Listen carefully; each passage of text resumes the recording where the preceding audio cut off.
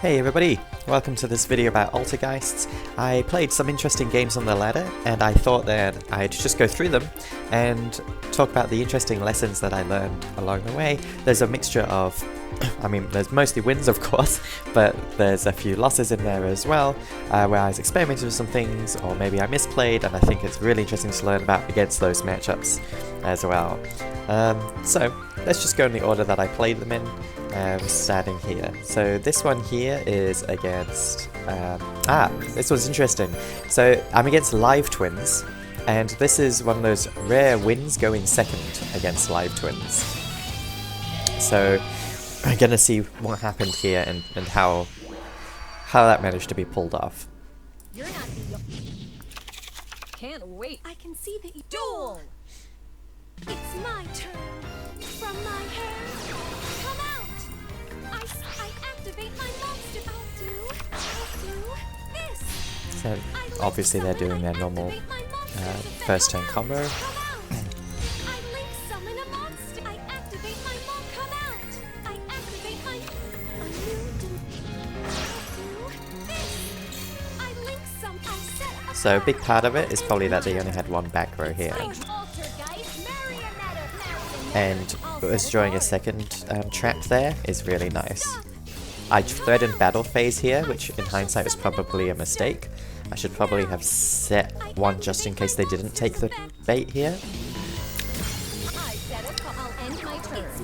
Basically, when it comes to threatening battle phase against Live Twins, you normally need to have some monster that's threatening their one live twin that's on, the one evil twin that's on board. It could be Marionetta or it could be Meluseek. And then usually you need a trap as well that's set, because if they normally have disruption. So if you go to the battle phase, they can just let you go to the battle phase, and then they use their disruption that they've got set on your thing that's threatening their live twin. But if this was Ballista Squad, for example, then they'd have to use it in the main phase. Otherwise, they wouldn't be able to. Revive one of their evil twins. But anyway, yeah. So the battle phase, when you're threatening it, if you just summon Meluseek and threaten battle phase, they're normally okay to let that go through because they normally have some disruption, and they don't want to destroy it anyway. Yeah, so I probably should have set another trap, but it worked out for me this way. And now where do I want to interrupt them? So I let them go for a pop, because I don't really care about either of these. Like if they go for a warning point, I can trigger it here. If they go for needle sealing, I can trigger a warning point later, because they're not going to end on just these two. So here, they're making me get rid of as many cards as I can until I've only got 2 left. And I have to think about this here, or what I want to do. So, Multifaker, if you've seen my Altergeist Academy video, you know that Multifaker diminishes in its value when it's in your hand as the game goes on, but it's still good in the graveyard because of something like Marionetta. So my plan here is I'm going to let Multifaker die to this evil twins effect, and I'm going to return the Marionetta so that in my turn I have this amazing follow-up of Marionetta, find a trap, use the Marionetta to get back the Multifaker and combo off from there. And the needle sealing could be really useful if they overextend, because board wiping evil twins is very good. I'll use my face down card now. I activate my from my hair. I activate a quick play spell now. I activate my monster's effect. So they cleared the back row anyway, as we can see. Special summon a come out. I link summon a monster. I activate my And this is where Life Point Alpha is really useful. I wonder if they didn't realize that I had Life Point Alpha, because they probably shouldn't have tried to make this. They probably thought they had lethal. So let's have a check in their GM. Oh, they do have 3 pinks in their graveyard already, so they couldn't consolidate both of them back into one single pink to have a pop available in my turn. You're playing well. And then we do the play that I set up last turn.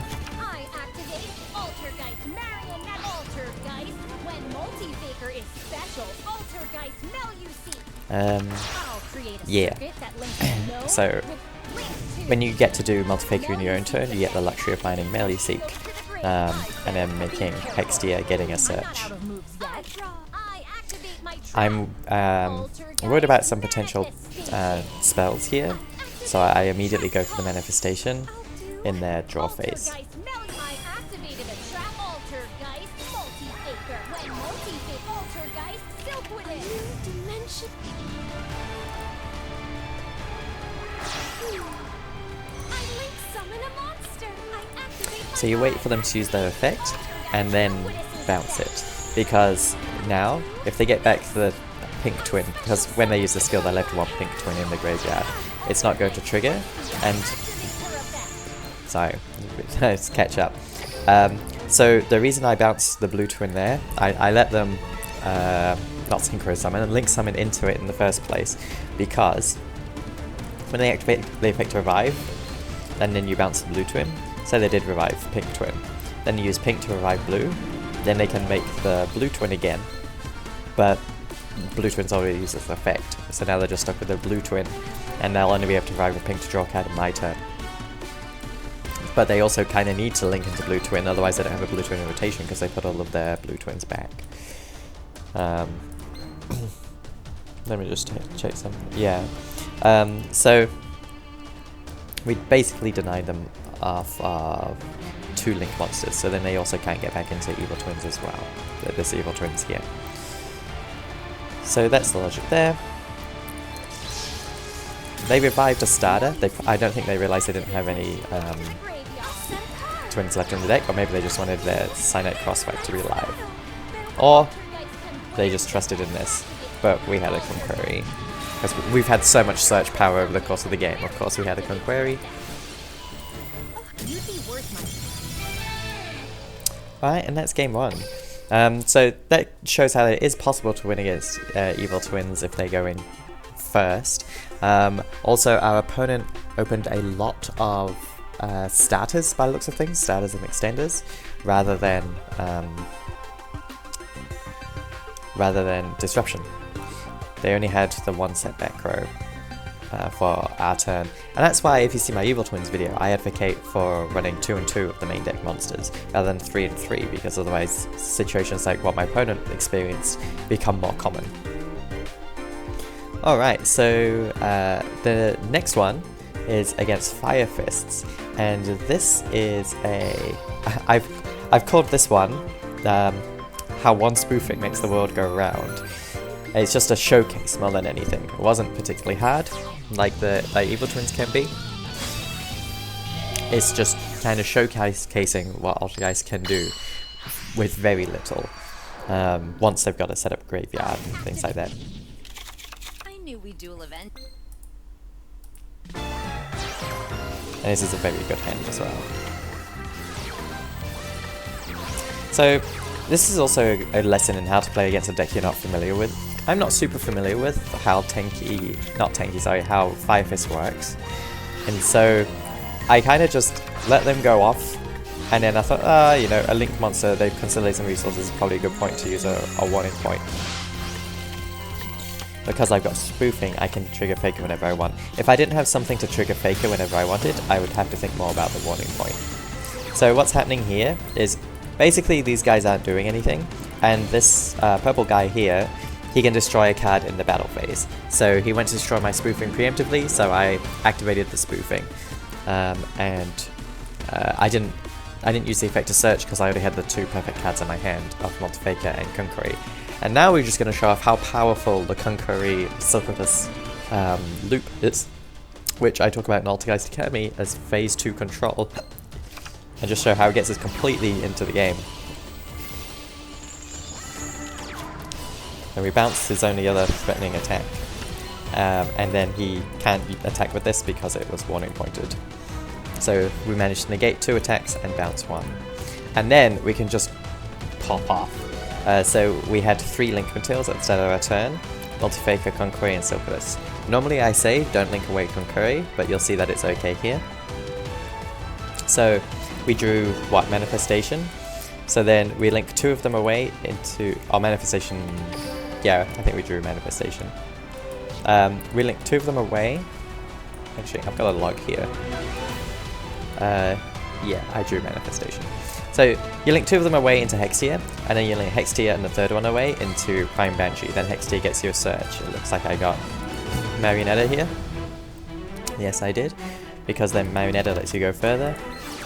I set a call. We get another trap out of the deck. Activate Altergeist Mary. I activate Altergeist Prime. We can swap this with the Multifaker to get more material. I actually put this in the wrong zone because I wasn't thinking far enough ahead. But now we get a Meluseek into rotation as well using Prime Banshee's effect. Altergeist Silkwood. We get our Silkwood set back up again. We've got Conqueror back in our hand. We're back to phase 2 complete control. But now the difference is we get to attack with a Meluseek so that we get to remove something. Our graveyard is completely set up and we've got 2 manifestations. I know that this deck plays a bunch of continuous spells, so I revive the Hextia preemptively so I can stop something. And this is why it turns out my Meluseek was in the wrong zone. I would have much rather have Meluseek in the middle zone and have Hextia here pointing to the Meluseek, and then I'd still be able to use Silkwood if I needed to later. And then we know they're Conquerry, and I think, yes, this is where they concede, because we have fully established phase 2 control. It's just a matter of going into dominate from that point. So the main lesson from that replay was how to turn 3 link materials into a fully established phase 2 control, where you go link into Hextia, and then link the Hextia away into Prime Banshee. You find a Marionetta, you normal summon the Marionetta sets probably Manifestation, and then you can use the Marionetta on the Prime Banshee. So you're going to swap the Prime Banshee with a Multifaker in your graveyard, and the Prime Banshee can respond to that by tributing the Marionetta to get something else out of your deck, whatever you're missing. I was missing Meluseek in this case. Also, it's better to find Meluseek with Prime Banshee than it is to find it with Multifaker, because Multifaker puts it in defense. Unless of course you want it in defense, but in this situation I wanted it in attack. So then I got Meluseek in rotation, which I will learn from this game now. If I'm doing this combo line, I should put Meluseek in the middle, so that when I revive Hextia in my opponent's turn, it's pointing to the Meluseek. And then, yeah, you've got everything set up again. The Prime Banshee triggers when it goes to the graveyard to return the Conqueror back to your hand. You have a Manifestation set. Even if I hadn't drawn one for turn, the Marionetta had found a Manifestation. So the Manifestation is set, ready to revive the Hextia. And I already have a Silkwood in play because the Multifaker that I got in my turn with the Marionetta has found the other Silkwood. And that's a full loop. We've got Hextia with a negate, we've got a bounce, and we've got a Conqueror in our hand, and whatever card we drew for turn as well. Alright, so after that, I'm going up against a Blue Eyes player, and this one is an interesting... So it's a loss, and I found this really interesting because Blue Eyes is normally quite a free matchup for Altergeists, and as a result I wasn't really taking it very seriously in the game, but it made me sit up when he got to such a dominating position. And we're going to analyze what went wrong. Now I think a lot of it is down to my own decisions. I'm running the Altergeist Fifth lock, and I just kind of find it funny, and when I'm not taking a match seriously I usually go for the Fifth lock. When it's not always the correct thing to do. So my opening hand is these 4 traps.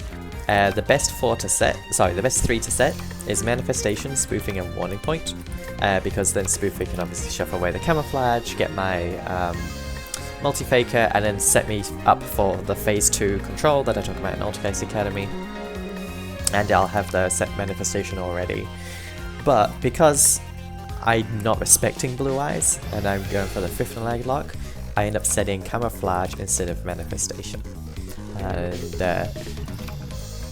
I was also thinking at the time, okay, so Blue Eyes have Spirit Dragon of White. They can kind of easily get around the Fifth lock, but I also wanted to experiment to see what I could push, what I can get away with. Can I still, even with that, power through the Blue Eyes? And turns out, no, I should have respected them more and gone for the more standard line.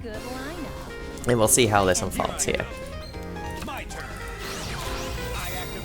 So they're doing their standard setups.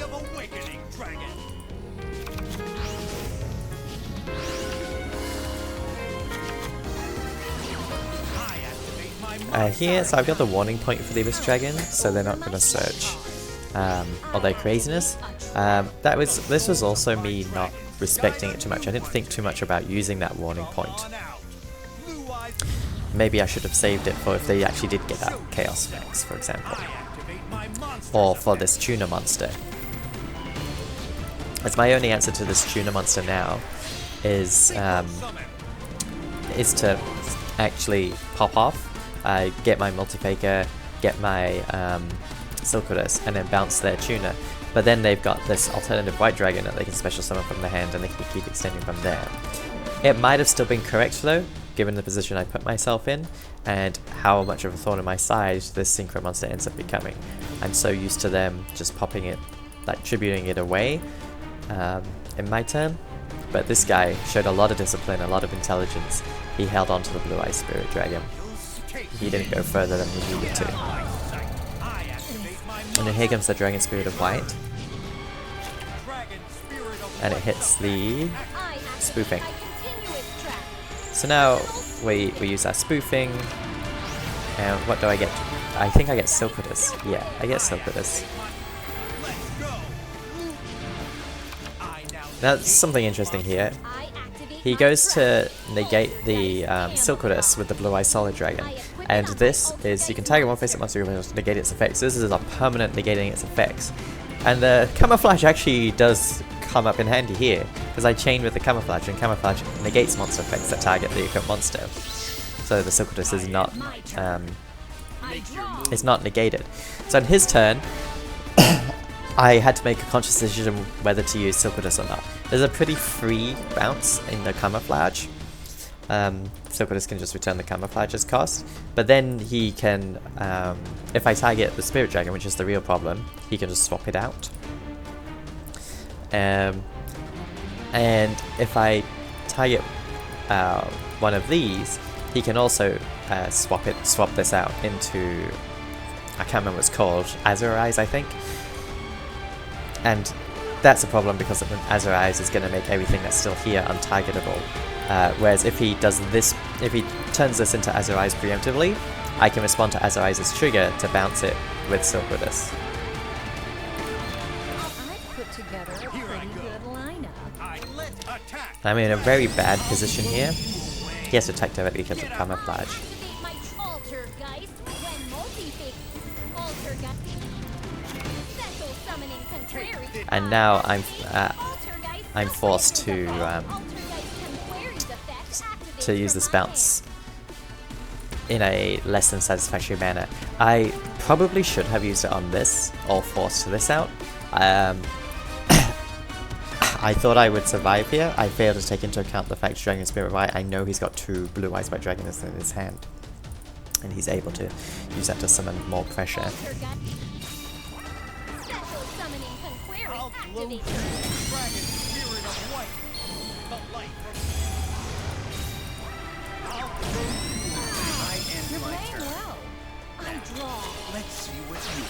And then, yeah, I feel forced to do this. And I've actually got the lock set up, apart from this is not an Altergeist monster, so it's not part of the lock, and my life points are too low, he can just attack this. It might have looked intimidating for him though, me having 3 back row set, but they weren't anything, really. And I'm already dead here. I just get the 5th Lunalight just as a show. But yeah, so there's a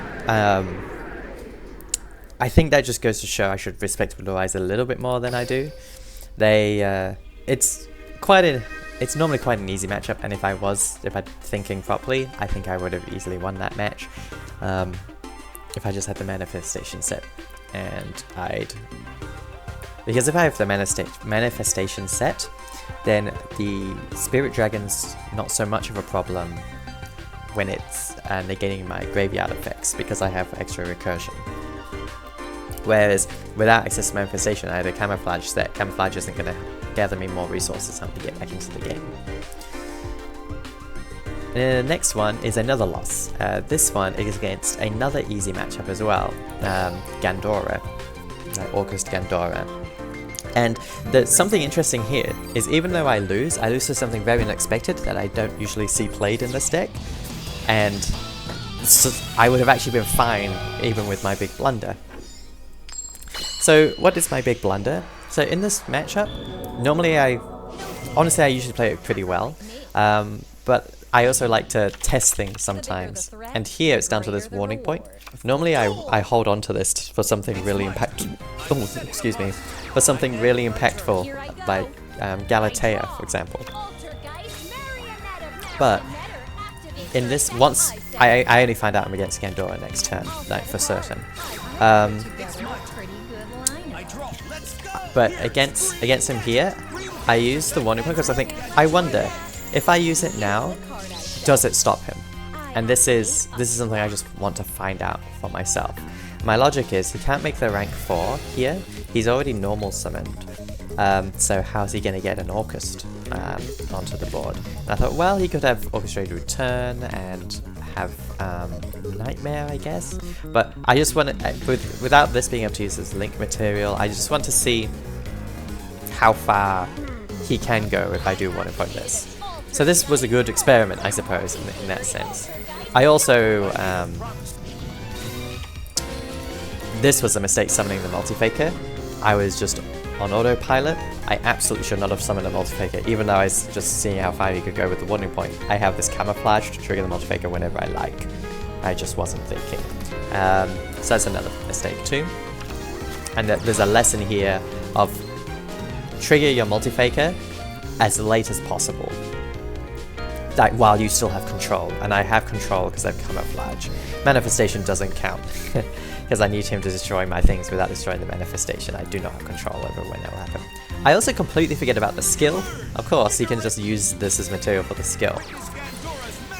Oh, right, so then we've got this. I let him use the effect, because I have the opportunity to bounce something, to bounce the Gandora before he uses the effect, but I checked his graveyard. He discarded an Orchest Nightmare for the skill. And if I bounce this first, then he can just start comboing off with Orchest Nightmare.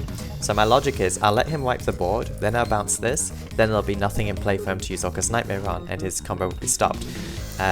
Meanwhile, my Silquidus will get back this manifestation, and I have a Marionetta in my hand, and there'll be a Multi-Fake in my graveyard. I'll be fully set up for my turn too. What I fail to take into account though is this gold gadget. It has a floating effect when it's destroyed, and it puts another monster on his field. And that means that the Nightmare does have a target, and now he can do his Orchest combos. I'm not dead yet though. Because my turn 2 is looking fantastic. So he gets to Galatea, and he gets Babel. But what's going on here? He's only got Skeleton. I'm fine in my turn. I'll just finish my thought. I'm fine in my turn because he doesn't have Decode Talker. I can just go normal. His graveyard had Skeleton in it and nothing else Orchest related. So Marionetta, get the Multi-Faker, get a Silquidus for example, have another set manifestation. I can bounce either, depending what I think makes more sense, the Orchestrated Babel or the Dingirsu. Set up Hextia. I mean, Orchestrated Babel might make more sense. Set up Hextia.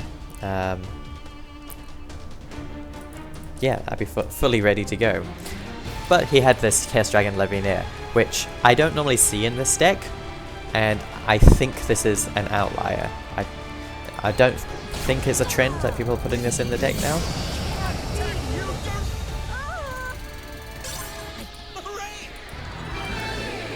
But it did mean that I lost. If it is a trend, if people are putting it in the deck, then that's something that I learned to watch out for as well. Alright, so I mean, the fact that if it wasn't for that Chaos Dragon, I still would have won, really goes to show how easy the matchup actually is.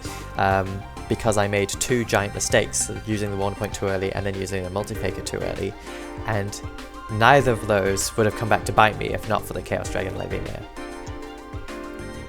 Alright, so after Gandora, we're gonna go against Live Twins again. So this one, the reason I want to show you this one is because I say Live Twins is a coin flip. It's a whoever goes first wins most of the time.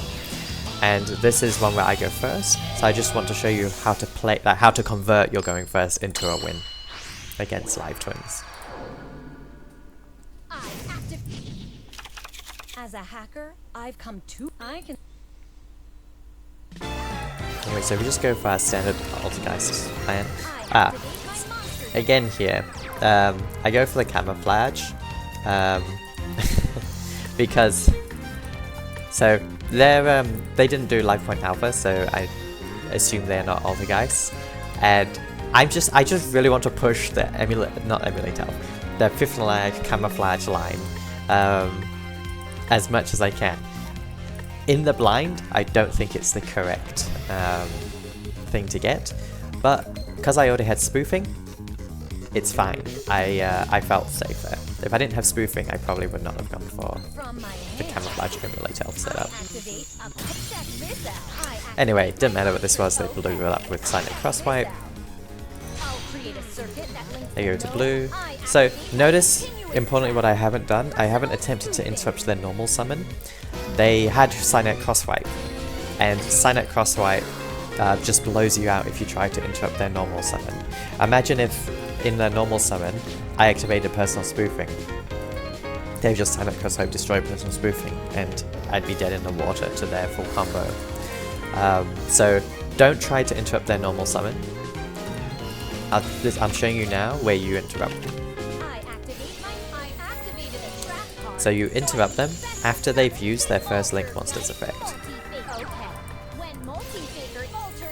So I didn't have a choice here, but even if I had a choice, you let their Link Monsters effect fully resolve so that they get their Live Twin in play, so then Live Twin won't trigger when they summon it. Because if you remove the Evil Twin first, the Live Twin will summon with no other monsters in play and it will search the other Live Twin. So now they have to extend, and it's really good if you make them have to extend, because I'm going to take 2 cards out of his hand for this. The secret passive which became Live Twin Home, and then the card that they discard to keep extending. And when they extend, it's still not even that great for them, because they've already used the one of their Link Monsters effect to revive, and those are hard once per turns. But he needs to get the blue color back into rotation, so he's forced to do this. But he doesn't have a great turn on my turn, because he's going to revive pink to draw a card rather than blue to pop one of my cards. So depending what this back row here, he doesn't have good interruption for my turn. And so that's basically what you do against Live Twins and how you interrupt their setup. Here I have to activate the camouflage on the Multifaker, because another thing you should always do against Live Twins is summon your Multifaker and attack. I was just in autopilot and I didn't think about it. Multifaker should go and attack against Live Twins because then they can't attack over it, but camouflage is going to protect it anyway, so never punished. Here's how you just seal the deal before it gets to the main phase, so make sure you have your toggle on. In your draw standby phase, you can use your Silkwoodus to return their final twin, and they won't be able to use, because the Evil Twins effects are main phase only effects. And then he concedes as he's got nothing. So that's just showing off the coin flip nature of the matchup. It's very easy to interrupt them and basically take them apart if you are going first. It's also quite easy for them to take you apart if they go first. I started this video with a game where we went second and still won, so it's definitely still possible for either deck to win going second, but it's usually quite unlikely. So after that one, this one is a... So we're against an Igami playing Red Eyes, so it's definitely not the full power version of Red Eyes using the new skill. I think, oh wait, it's like an archive skill? I'm not sure. Anyway, he doesn't use it in this. Surely it's a Joey skill. The purpose of this replay is to just show some, I guess, like combo potential of Altergeists. The next evolution of enlightenment.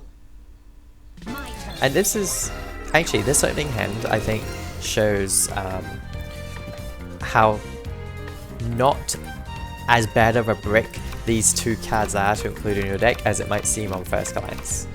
Because, I mean, having to happen to have drawn these two cards is already, I've got the lock set up. But then I've got this multifaker here, this manifestation. I'm fine. It's my turn. I draw from my hand. This surprised me when I saw Red Eye's Fusion here. So he's obviously not playing the most competitive deck. Yeah, I just realized that was his only extra deck as well. This might even just be the structure deck. And they're just trying it out. So here's the point of the video, is so we showed like how the Garnets aren't that bad of Garnets. And now we've got our normal summon available. We've got the set manifestation available. This is how you convert. You can convert these three materials into an end board. In fact, I leave the fifth leg in play. I don't want to consume it. So this is just using two materials and a set manifestation with our normal summon. So we can turn them into. So what's happened? We've had two Link monsters. Sorry, two materials that we turned into Hextia. And yeah, we turned that into Hextia. Where did the Meluseek come from? Oh right, and then yes, so those two Link materials became Hextia. The manifestation revived the Multifaker. The Multifaker found the Meluseek. And now we're using the Prime Banshee effect, I think. Yeah, to send the Meluseek. Oh no. Sorry, we linked the Hextia and the Meluseek into the Prime Banshee. We get two more searches, so we get our actual normal summon that we want, which is Marionetta. We get another trap. Then we consolidate the Prime Banshee back into a Hextia. The Prime Banshee can get back something from the graveyard, like Multifaker or Konkore, if Konkore is in the graveyard. Now the Prime Banshee can swap itself with the Prime Banshee. And now we have this beautiful setup where we've got Hextia pointing to a Prime Banshee, so we'll get to recur something from a graveyard. It's better than pointing to a Meluseek in the late game, unless you need Meluseek to attack directly. Because our deck is running low of the Altergeist names that we need, whereas graveyard is getting full with the Altergeist names that we need. And so it's often worth it, just if you can sneak in a Prime Banshee, just get in a Prime Banshee so then it starts getting into rotation. You can get it back with Manifestation, with Marionetta, and then when it dies it can recur something else for you. It also happens to make the Hextia really big, but that usually doesn't matter so much.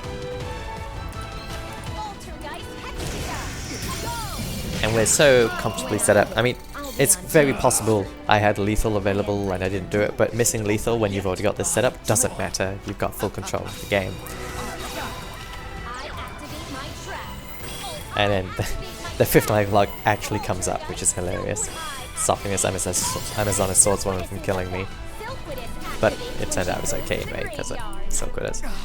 But this is phase 3 Dominate from Altergeist Academy. And it's just... This was... So the fifth leg stayed there. This board was converted from having just two materials on the board, right? It was including having a Multifaker in rotation somewhere, which it's actually now back in my hand. So you just go 2, make Hextia, it was 2 materials on board and the set manifestation. Use the manifestation, get back the Multifaker, get the Meluseek, link away the Meluseek and the Hextia to make a Prime Banshee. Now you get 2 searches. One of them you can use on Marionetta. And then you can normal summon the Marionetta. Marionetta gets another manifestation, so it's like it's reset. And then use the Marionetta to send the Prime Banshee to the graveyard. And revive a... You can revive the Hextia.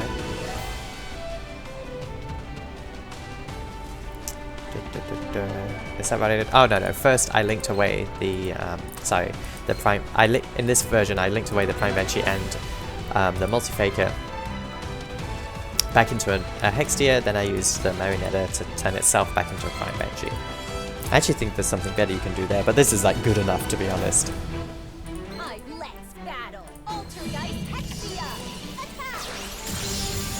I didn't need to negate that or not, but you know, why not?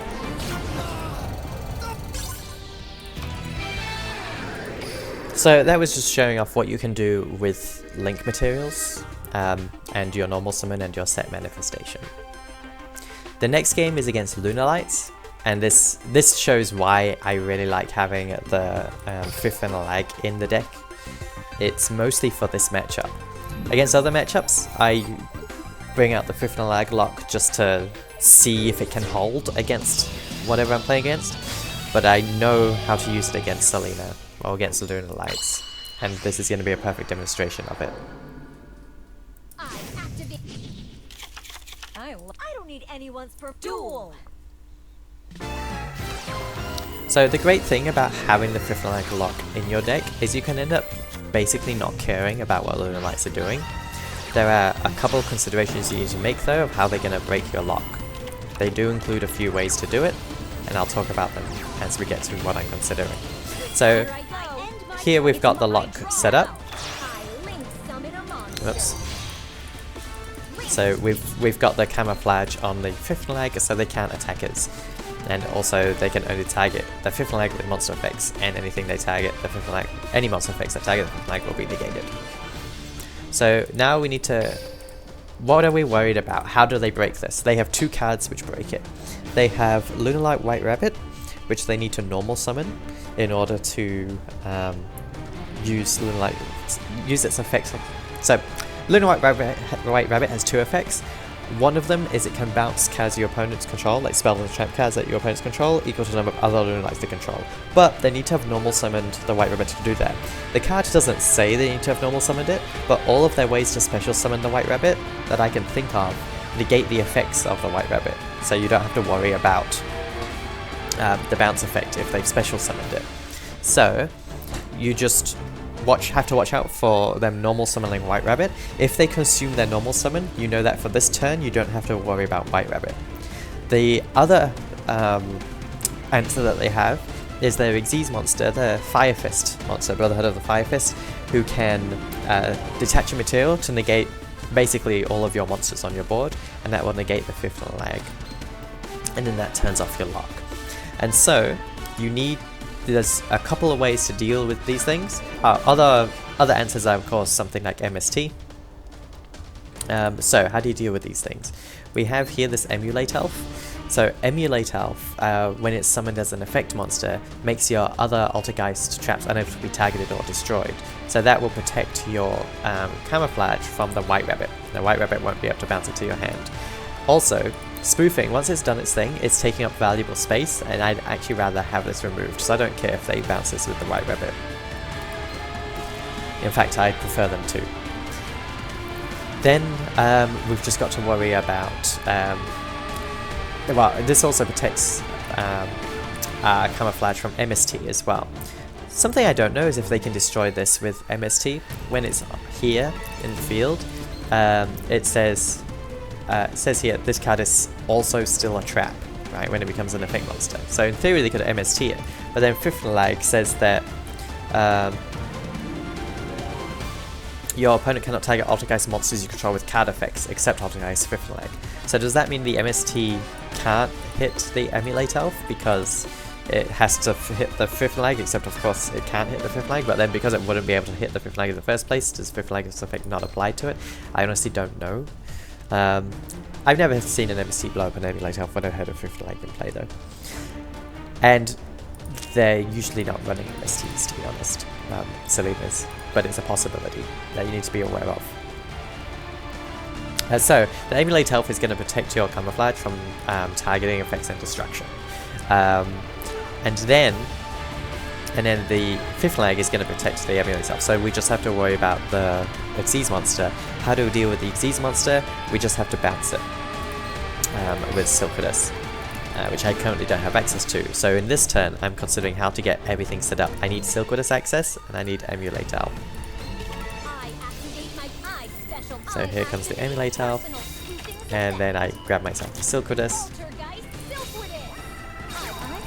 And this manifestation I also consider important. And this is why I activate the Emulate Elf now rather than save it as a surprise for later, because I want space for the manifestation. And the reason that's important is if I need to use Hex here, then I can revive the Silquidus with the manifestation. And this is honestly still a bit of a hairy situation, because if I do need to use the Silquidus on the rank 4, my only target to bounce is the Emulate Elf, which then makes me weak to White Rabbit or Nightmare Phoenix or something like that. So let's see how this turn progresses. So he normal summons Kaleido Chick, and now I'm not worried about White Rabbit. And since I'm not worried about White Rabbit, I'm usually fine using this, bouncing the Emulate Elf. And he goes for rank 4. I expected this to be a Fire King, but it was Abyss Dweller. I didn't care about that. And it just gave me an attack to do damage to their life points. I honestly should have probably... I ended up destroying this. I let the Lunite Fusion resolve because we don't care about their monsters anymore. In fact, this made it worse for them, because if we look at this board now, they can't make the Fire King because they don't have enough space for 2 level 4s. So with that consideration in mind, I probably should have left the Abyss Dweller alive. What I'm thinking now is I want to get Meluseek in play so I can actually start killing them and win the game, rather than just wait for deck out, because who knows, they might actually have a good effect waiting there. I activate my monster's effect. Are you done? I've put together a pretty good lineup. I end my turn. Here I go. Oops, sorry, I'm just getting a My call. turn. Okay, never mind, it's okay. I drop. I set the pendulum scale. I activate Lunalight Tiger. Lunalight Collide. Let's battle. I activate Altergeist Silquidus's effect. With that, Here I end go. my turn. It's my turn. Now, I draw. give it your best shot. I activate my trap. Okay, so Manifestation. yeah, I got rid of the Abyss Dweller, which is probably not great. I think, yeah, I turned Kaleido Chick. When multi-faker is Altergeist Silquidus. I link summon a monster. So this is me trying to get to a position where I can comfortably deal with both of their potential answers. So I've got the Silquidus, and this, so if they normal summon the White Rabbit here, I don't have the Emulate Elf up. I could potentially bounce the White Rabbit, but then I don't have the bounce for the Fire King. But I'm just running out of zones here. I really want to get the Meluseek in so that I can attack directly as well. Meluseek is also a good answer to Tiger. So here is the White Rabbit, and this is where I realized something.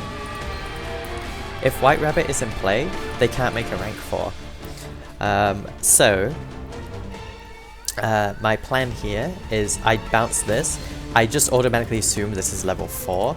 It's actually level 3, so I didn't need to bounce the Tiger. I knew that putting Tiger back in their hand meant that they'd be able to start using its effect to revive monsters from the graveyard, but I figured so long as this White Rabbit's here, I don't care about that.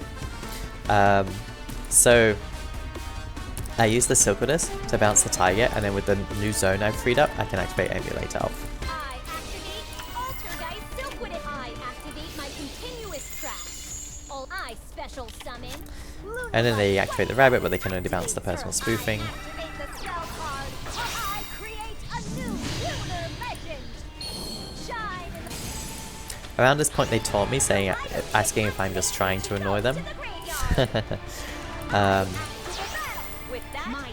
And now this board that they have, I'm really happy with, because they can't make a rank 4 anymore. Something I didn't consider in the game, but I can consider now, is if they're running Nightmare Phoenix, they can still make a Nightmare Phoenix. This current board is protected against Nightmare Phoenix though. But I realized something here.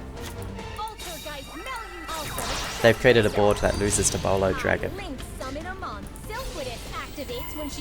And it's all thanks to this Cat Dancer being immune from battle destruction.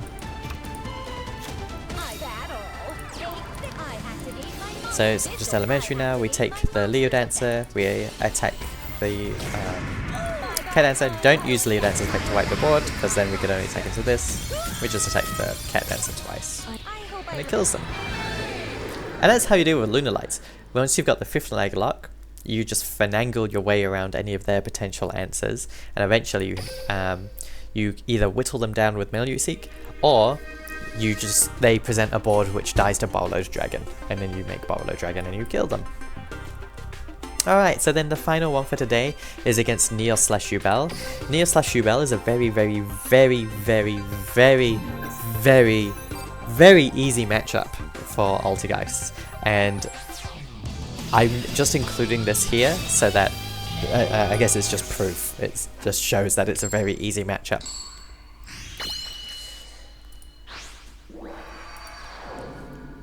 We basically don't care about most of their game plan. Altergeist Camouflage happens to have some of these situations where it's just good against Yubel anyway, because if Yubel has to attack directly, it's kind of useless.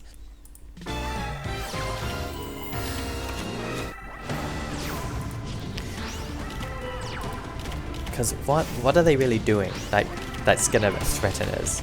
Their big powerful play that kind of defines the deck is super polarization. We don't really care about super polarization.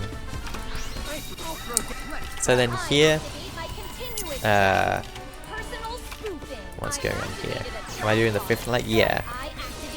I just really like this lock, but you can kind of do whatever you like against Neo/Yubel and win. Getting Silquidus and bouncing the Kluger would have been good. I don't care about the rolling point of the Hex tier, because I just want to make space for Meluseek. So they use Book of Moon, and I just get some value out of my Camouflage before it falls off. And I've got this Needle Ceiling, so I don't care about this, even though this can't be destroyed by card effects. And this isn't lethal, so I let him just destroy the Meluseek rather than find Conquer Area or something like that first. Now I can negate the Yubel, negate the Wiseman, use the Needle Ceiling, now destroys the Wiseman. Yeah. But everything I'm doing here isn't necessary to defeat Neo/Yubel. There are so many paths to defeat them. This is just the one I'm choosing, and with the cards I happen to have.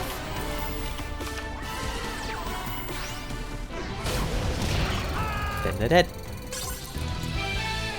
So, hopefully this video was useful to you. Hopefully you might have learned some things that maybe you didn't consider before. Maybe learned how to play against some decks, learned what not to do in certain situations against certain decks. And yeah, I hope it was good. You have a good day. Remember to like, comment, and subscribe.